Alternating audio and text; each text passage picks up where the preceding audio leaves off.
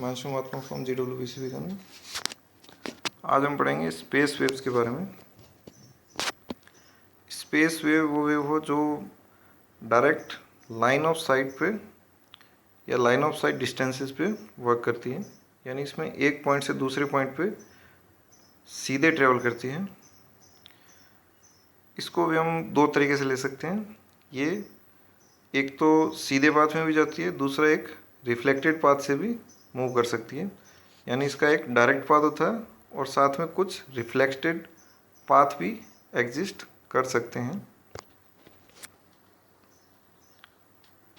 जो primary path होता है वो डायरेक्टली ट्रांसमिटिंग एंटीना से रिसीविंग एंटीना की तरफ होता है, यानी ट्रांसमीटर से रिसीवर एंटीना को हम डायरेक्ट देख सकते हैं और जो रिसीविंग एंटीना है वो रेडियो होराइजन से दिखाई देना चाहिए ट्रांसमिटर एंटीना की तरफ।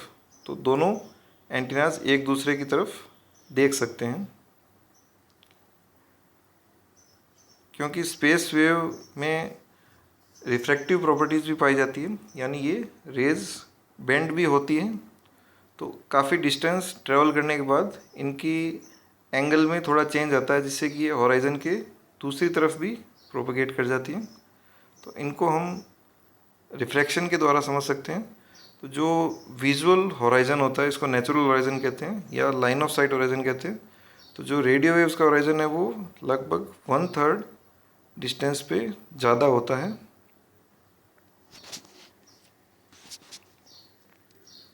इस डायग्राम में देख सकते हैं दो एंटीनाज जो कि अलग अलग पॉइंट्स पे सिचुएटेड हैं।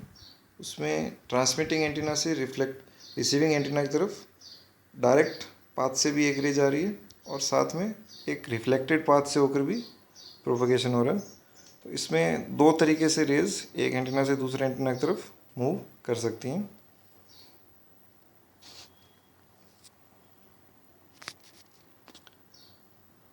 ये दूसरा डायग्राम है जिसमें अर्थ का कर्वेचर दिखाया गया है। तो अगर एंटीनाज हम कुछ हाइट पे लेते हैं तो उसमें होराइजन के दूसरी तरफ भी, यानी जो विजुअल होराइजन है उसके दूसरी तरफ ही हम सिग्नल को प्रोपोगेट कर सकते हैं। जो ऑप्टिकल लाइन ऑफ साइट होती है उसको हम रिप्रेजेंट करते हैं D = 3.57 √h, जहाँ D एंटीना की जो विजुअल होराइजन है वहाँ से डिस्टेंस है और एंटीना की जो हाइट है वो मीटर्स में है। जो डिस्टेंस है उसकी यूनिट्स किलोमीटर्स में होती है और जो एंटीना की हाइट हम ले रहे हैं वो मीटर्स में है। लेकिन रिफ्रैक्शन को अगर हम कंसिडर में लेते हैं तो इसमें ये डिस्टेंस चेंज हो जाती है, यानी बढ़ जाती है। तो इसको हम लेते हैं D = 3.57 √kh। इसमें D और H तो सेम है, लेकिन K एडजस्टमेंट फैक्टर इसमें और ऐड किया जाता है जो कि लगभग 4/3 होता है। तो इस फॉर्मूले से हम किसी भी एक h हाइट के एंटीना की होराइजन से डिस्टेंस कैलकुलेट कर सकते हैं। नेक्स्ट हमें टोटल डिस्टेंस अगर कैलकुलेट करनी हो, यानी दो एंटीनास के बीच में मैक्सिमम डिस्टेंस कितनी पॉसिबल होती है, अगर वो कैलकुलेट करनी हो तो हम इस तरीके से कर सकते हैं।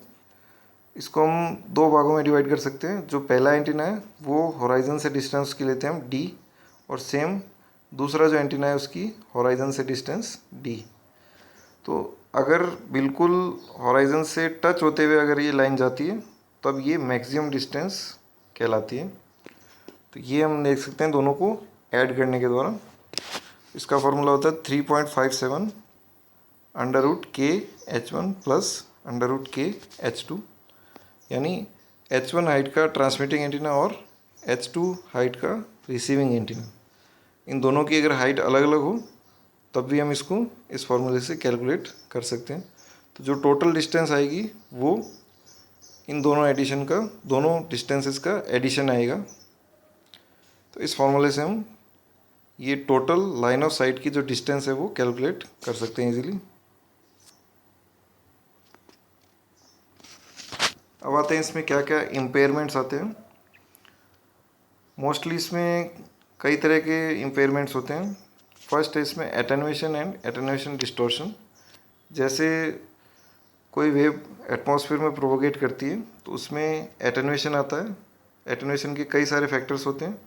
मोस्टली इस प्रोपोगेशन को हम ज़मीन से सैटेलाइट के बीच में यूज़ करते हैं, तो उसमें कई सारे फैक्टर्स ऐसे होते हैं जो कि इसको एटेन्यूएट कर सकते हैं काफ़ी ज़्यादा डिस्टेंस होने के कारण।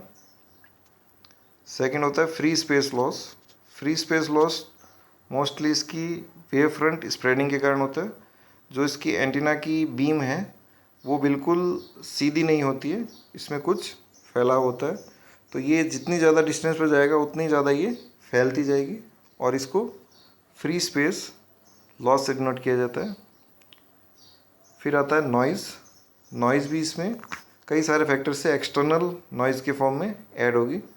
तो जो एटमॉस्फेरिक पैरामीटर्स होते हैं जैसे कि लाइटनिंग हुआ या कॉस्मिक नॉइज़ हुई, वो इसमें ऐड हो जाती हैं। इसके बाद आता है एटमॉस्फेरिक एब्जॉर्प्शन।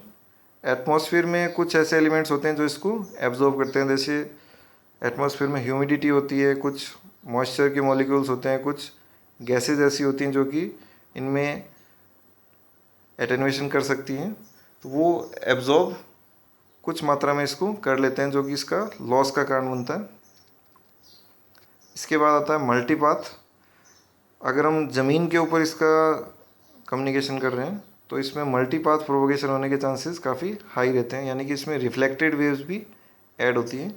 तो रिफ्लेक्टेड वेव्स के कारण फेडिंग का फिनोमेना उत्पन्न होता है, क्योंकि इसमें अलग अलग पाथ से ट्रैवल करती हुई जो रेज आती है उनका जो लेंथ होता है, यानी इनकी जो डिस्टेंस होती है वो अलग अलग होती है, तो वो आके एडिटिवली या सब्ट्रैक्टिवली ऐड हो जाती है, जिससे कि जो रिसीवर है उसको सेम इंटेंसिटी नहीं प्राप्त होती है, वो चेंज होती रहती है।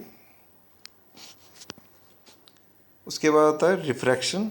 रिफ्रैक्शन का मीनिंग हमने देखा था कि ये वेव्स को बेंड कर देता है। उसके बाद आता है थर्मल नॉइज़। थर्मल नॉइज़ भी इस तरह की प्रोपोगेशन में ऐड हो जाती है। तो ये कुछ इम्पेयरमेंट्स हैं जो कि लाइन ऑफ साइट प्रोपोगेशन में हम फेस कर सकते हैं। तो ये था line of site propagation. Thank you.